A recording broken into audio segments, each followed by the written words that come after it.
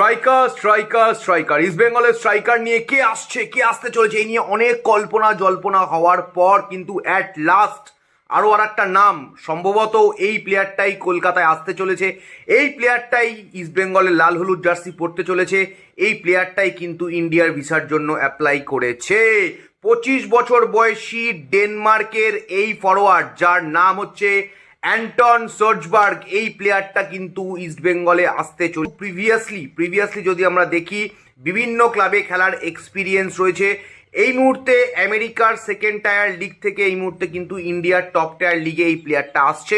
ডেনমার্কের সেকেন্ড এবং থার্ড ডিভিশনে খেলার যথেষ্ট এক্সপিরিয়েন্স রয়েছে এই প্লেয়ারটির। এছাড়াও আইসল্যান্ডের টপ টায়ার লিগে কিন্তু এই স্ট্রাইকার খেলেছে। মূলত সেন্টার ফরওয়ার্ড হলেও, নাম্বার 9 পজিশনের প্লেয়ার হলেও, ফলস 9, নাম্বার 10, বিভিন্ন উইংসে রাইট উইং, লেফট উইং এবং অ্যাটাকিং মিডফিল্ডে খেলার কিন্তু এবিলিটি বা ক্যাপাসিটি এই প্লেয়ারের রয়েছে।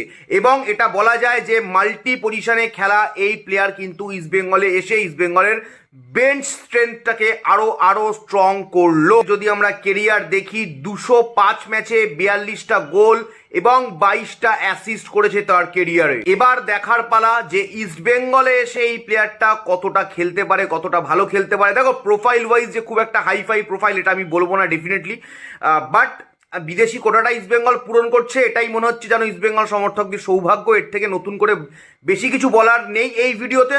পরবর্তীতে আরও ডিটেলে আমরা ডিসকাস করবো। Definitely Bengali sports blog YouTube চ্যানেলে তোমরা দেখতে পারবে।